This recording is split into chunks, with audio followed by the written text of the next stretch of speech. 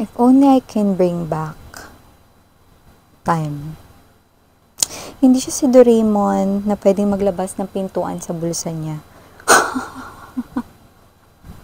Alam niyo yun? No? Familiar ba kayo sa Doraemon? Diba? So, pwede bumalik sa nakaraan, pwedeng pumunta sa kahit saang lugar, basta ilalabas lamang yung pintuan na galing sa bulsa niya, no? So, hindi siya si Doraemon, pero itong tao na to gusto niyang ibalik yung oras, no? Paatras. Let us see. You know the feeling? Sobrang gustong-gusto. Sobrang gustong-gusto, no? To the point na, alam niyo yung feeling na gano'n, di ba? Pag sobrang gustong-gusto mo yung isang bagay na mangyari, no? Hindi mo talaga titigilan, no? Pwede rin pinapanalangin mo ng sobra-sobra or ginagawa mo ang buo mong makakaya, no? Para ito ay mangyari, no? You're doing actions related to it, no? And then, you're not quitting. That's the energy I'm picking up, connecting to you guys. Let us see who this energy is and let us get more information in connection to this. Thank you so much, Archangel Michael and Angel Guides, for always being present. Okay.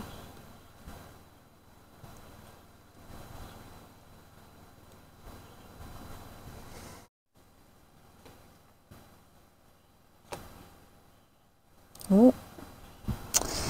Hukuman. Anong nakuha natin dyan? Two of coins in reverse. Moon card in reverse. Star. Four major arcanas, no, ay nandito. Four of swords, center or heart of the reading. Three of... Oh. See? Okay. Okay.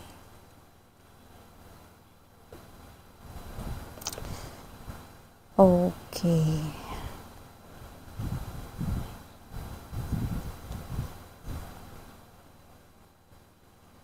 Ace of Coins, Sun card energy, Six of Cups. I must say, this person's really in pain. Scorching pain. Alam mo yun, yung parang energy na sobrang napapaso siya rito sa pain, no? Sobrang masakit ito, no? Yung pakiramdam niya, yung nakalublob siya sa naglalagablab, no, na lava, no? Kumukulong tubig na may mainit na lava, no? Apoy.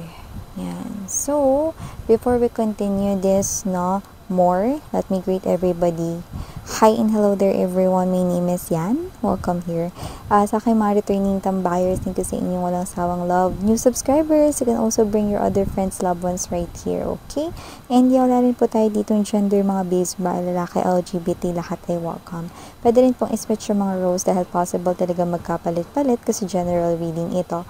And at the end of the day, everybody, you hold your free will with you, like malayanin yung i-claim yung mga mensahe if you want and leave the rest behind naman kasi baka yun ay for others naman, no? For other viewers, okay?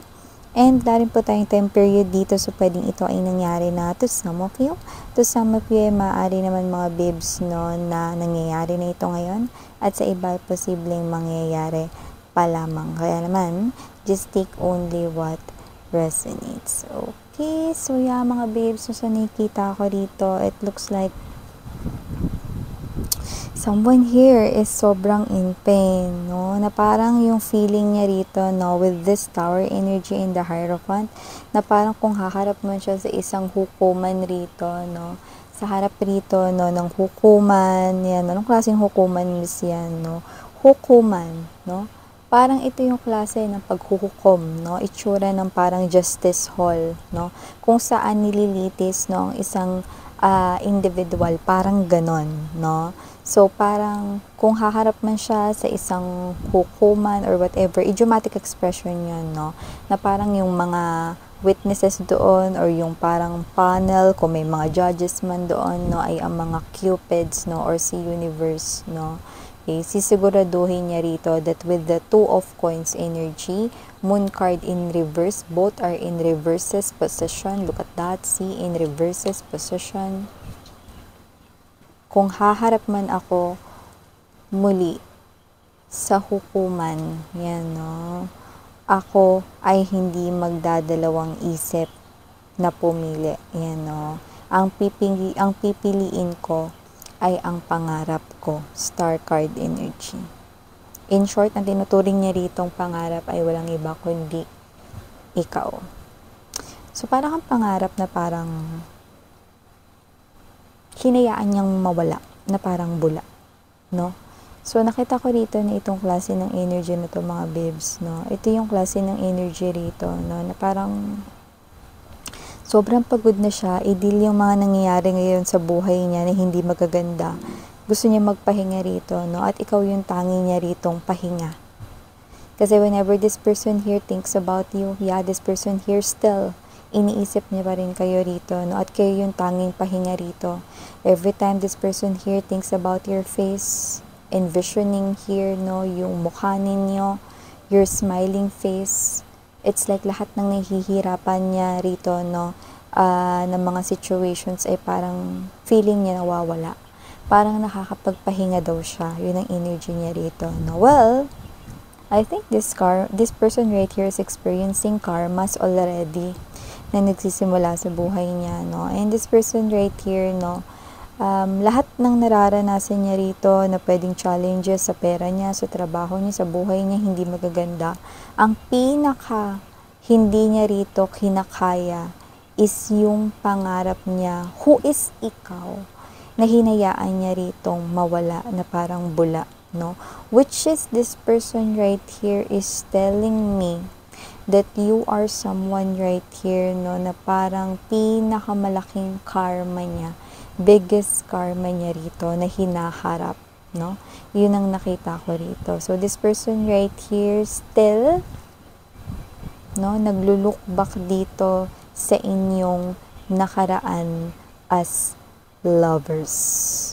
Past lover mo ito, one and only, ex mo dito, na yung nakukuha o nakikita ko ritong ex mo is yung recently mong nakahiwalay na ex. Yan, no? So, kung marami kang ex or may mga naging ex ka pang iba way back before, no? Ang pinaka nakukuha kong ex mo na lumalabas dito ay ang iyong huling naka-in relationship. So, this person here is experiencing a lot of bad situations right now. Pero wala yun. Okay? Wala yun. Wala yun, mga babes, no? Kumpara sa pain na pinaka pinagdudusahan niya rito, labis-labis na pinagdudusahan niya rito, no, ay ang inyo ritong pagkawala ng tuluyan sa buhay niya. Tinalikuran niyo siya, eh. Nakita ko rito. May mga lumapit sa kanila, no? Yung iba naman sa inyo, may mga anak kayo dito, but yung iba doesn't have to be. Yung iba wala kayong anak with this person right here. Pero nakita kong tumalikod kayo. When it comes to love, you do not accept this person right here. This person here already talked to you. Parang this person right here, no, asked for some kind of chance for the both of you. But a lot of you says, ayoko na. Marami sa inyo nagsabi ng no. Okay? So, nakita ko dito, mga babes, so na kung sino man tong energy na to, na this person right here is praying. Four of Swords energy. Okay? This person right here is praying na sa susunod na inyong lifetime, sana hindi na kayo magkita ulit. No? This person right here do not want to carry or bitbitin mo yung situation, yung bad experiences you had with him, no, dito sa lifetime period na ito, no. So ayaw niyang bitbitin mo yun dahil nakikita niyo yung sarili niya, no, na isa sa pinaka monster destroyer ng buhay mo. So this person here is praying, okay, ano man yung relihiyon niya, with his or her God, together with the armies of angels, no, or with the saints, or whatever. This person here is praying na hindi na kayo magtagpo sa next lifetime, na hindi nyo na siya makatagpo sa susunod na lifetime ninyo, no? Dahil alam niya na masasaktan niya lang kayo, no? In the next lifetime, if ever bibigyan siya rito ng chance, sana hindi niya kayo makalimutan daw. Para siya na mismo ang iiwas sa inyo. Ayaw niya na mag-cause dito, no, ng dahilan ulit ng pagkasakit ng inyong damdamin at siya ulit yung magiging dahilan. Like, ayaw niya na yun. This person wished you happiness. This person setting you free, letting you go. This person right here do not want for your forgiveness if you're not ready. And if you cannot give him or her your forgiveness, it's okay. Sana yun. Pero, ang pinakadalangin niya rito ay ang sumaya kayo, mahanap ninyo ang kaligayahan, at makapagsimulang muli. Kaya naman, kung sino man tong energy na to, no, this person right here is someone who now sees this situation as something very regretful siya. Labis-labis niya rito pinagsisisihan, no? Yung hawak mo na yung mga bituin, hinayaan mo pa itong, okay, makaalpas sa'yo. Yun yung feeling niya ngayon. And this person here is keeping this quiet, Hierophant energy. Okay? This person here, yung pain na nararamdaman niya, no, is giving me the vibe na para siya ritong buhay, pero pakiramdam niya patay na siya. That's the energy. This person here wants to stay in the past because deserve niya raw dito yung ganitong klase ng scorching pain. Okay? This is more likely living in hell. Wala ka sa life niya. So parang isa na rin talagang impyerno yung buhay niya ngayon. This person here is describing his or her life right now without you, sweetheart, as a living hell. And this person do not want to cause any more pain with you guys. So this person here is praying from all of the gods right here, no? It's like yung prayer niya is ganito, alam ko nagkasala ako, kung sino man yung Panginoon na pwedeng duminig ng panalangin ko kahit isa akong makasalanan. Nakikiusap ako na wag nyo nang hayaang magkatagpo kami ulit ng taong ito who is ang tinutukoy niya, ikaw, no? Dahil gusto niyang i-save, no, kayo rito, no? Dahil baka maaaring masaktan niya kayo ulit sa susunod na saling. Okay? Saling panahon, no?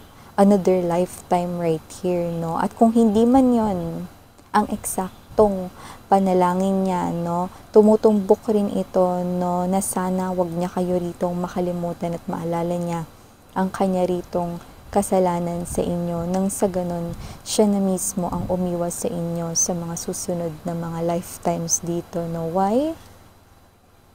Because it's too late for someone who just realize that he or she loves you so deeply, diba? After mong mawala sa buhay niya. Well, I can say this is something here na most human beings ay blinded talaga. But this is also something here that's a lesson na kailangan din matutunan ng every human being. Everything has a reason. And this person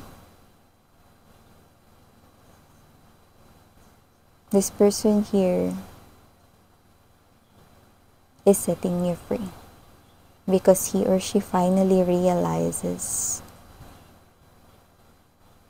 that he or she loves you so much.